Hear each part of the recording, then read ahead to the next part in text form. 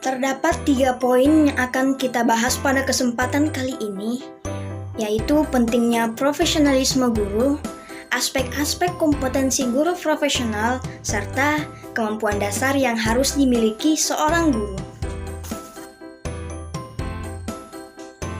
Pentingnya profesionalisme guru. Dalam pendidikan, guru adalah seorang pendidik, pembimbing, pelatih, dan pemimpin yang dapat menciptakan iklim belajar yang menarik, memberi rasa aman, nyaman, dan kondusif dalam kelas. Keberadaannya di tengah-tengah siswa dapat mencairkan suasana kebekuan, kekakuan, dan kejenuhan belajar yang terasa berat diterima oleh para siswa. Kondisi seperti ini tentunya memerlukan keterampilan dari seorang guru, dan tidak semua mampu melakukannya. Guru yang profesional merupakan faktor penentu proses pendidikan yang bermutu. Untuk dapat menjadi profesional, mereka harus mampu menemukan jati diri dan mengaktualkan diri. Pemberian prioritas yang sangat rendah pada pembangunan pendidikan selama beberapa puluh tahun terakhir telah terdampak buruk yang sangat luas bagi kehidupan berbangsa dan bernegara. Menanggapi kondisi tersebut, Muhyiddin Syah mengutip pendapat Jekni bahwa setiap guru berfungsi sebagai designer of instruction atau perancang pengajaran, manager of instruction atau pengelola pengajaran, dan evaluator of student learning atau penilai prestasi belajar siswa. Artinya, setiap guru diharapkan untuk pandai-pandai mengarahkan kegiatan belajar siswa agar mencapai keberhasilan belajar, sebagaimana telah ditetapkan dalam sasaran kegiatan pelaksanaan belajar mengajar. Sebagai konsekuensinya, tugas dan tanggung jawabnya menjadi lebih kompleks. Perluasan tugas dan tanggung jawab tersebut membawa konsekuensi timbulnya fungsi-fungsi khusus yang menjadi bagian integral dalam kompetensi profesionalisme keguruan yang disandang para guru.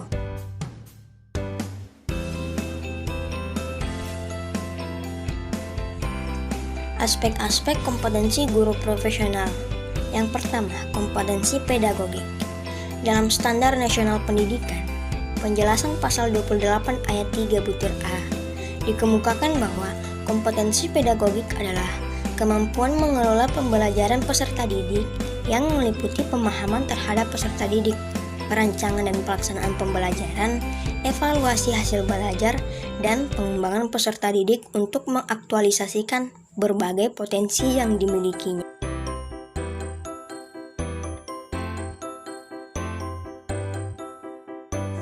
Yang kedua, kompetensi kepribadian. Dalam Standar Nasional Pendidikan, penjelasan pasal 28 ayat 3 butir B, dikemukakan bahwa yang dimaksud dengan kompetensi kepribadian adalah kemampuan kepribadian yang mantap, stabil, dewasa, arif, dan berwibawa, menjadi teladan bagi peserta didik dan berakhlak mulia. Yang ketiga, kompetensi profesional. Dalam Standar Nasional Pendidikan, penjelasan pasal 28 ayat 3 butir C, dikemukakan bahwa yang dimaksud kompetensi profesional adalah kemampuan penguasaan materi pembelajaran secara luas dan mendalam yang memungkinkan membimbing peserta didik memenuhi standar kompetensi yang ditetapkan dalam Standar Nasional Pendidikan.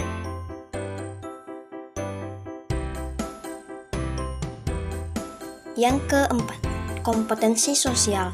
Dalam Standar Nasional Pendidikan, penjelasan pasal 28 ayat 3 butir D, dikemukakan bahwa yang dimaksud dengan kompetensi sosial adalah kemampuan guru sebagai bagian dari masyarakat untuk berkomunikasi dan bergaul secara efektif dengan peserta didik, sesama pendidik, tenaga kependidikan, orang tua atau wali, peserta didik.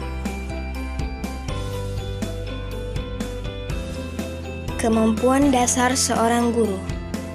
Dalam lokakarya kurikulum pendidikan guru yang diselenggarakan oleh Proyek Pengembangan Pendidikan Guru atau P3G, telah dirumuskan sejumlah kemampuan dasar seorang calon guru lulusan sistem multisastra sebagai berikut.